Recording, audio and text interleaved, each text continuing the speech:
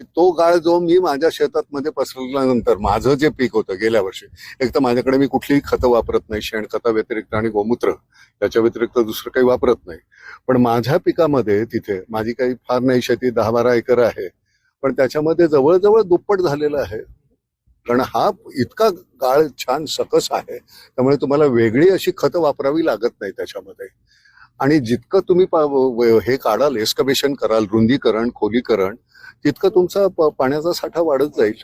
आता तुमचं पहिल्यांदा आपण ज्यावेळी खडकवासला धरण ज्यावेळी सुरू झालं, शिंदे साहेब, त्यावेळी त्याची कपॅसिटी 3.7 TMC होती आणि आता 1.7 TMC आहे. म्हणजे 2 TMC गाळ आहे.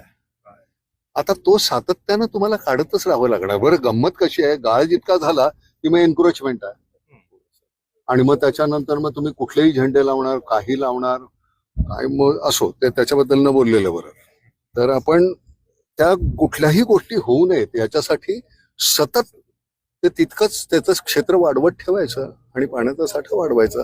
बरं, आपण सातत्यानं सगळं बाकी बोलतो, लोकसंख्येबद्दल आपण बोलतच नाही, आणि लोकसंख्या ती वाढतच जाणार आहे. पाण्याचा साठा तुमचा तेवढाच आहे, सीमित आहे, सगळ्या गोष्टी सीमित आहेत आणि बाकीचं वाढतच जाते. मला असं वाटतं त्या गोष्टीबद्दल सुद्धा त्याचाही उहापोह व्हायला पाहिजे. माफ करा, बाळासाहेब असताना, अगदी कार्यकर्ते असतानापासून मी ह्यांना ओळखतो आणि मला अतिशय आदर आहे त्यांच्याबद्दल आणि अभिमान आहे की माझे मित्र आहेत आणि ती मैत्री अजूनपर्यंत टिकून आहे. वैयक्तिकरित्या मी काही त्यांच्याकडे मागितलं नाही त्यामुळे, आणि तशी वेळ येत नाही आम्हाला, कारण देवानं आपल्याला इतकं भरभरून दिलेलं आहे. म्हणजे खूप कमी मंडळी जी आहेत राजकारणामधली की ज्यांच्यावर ठपके नाही आहेत, त्यातले हे गृहस्थ आहेत आणि त्याच्याबद्दल मला अतिशय तुमच्याबद्दल आदर आहे.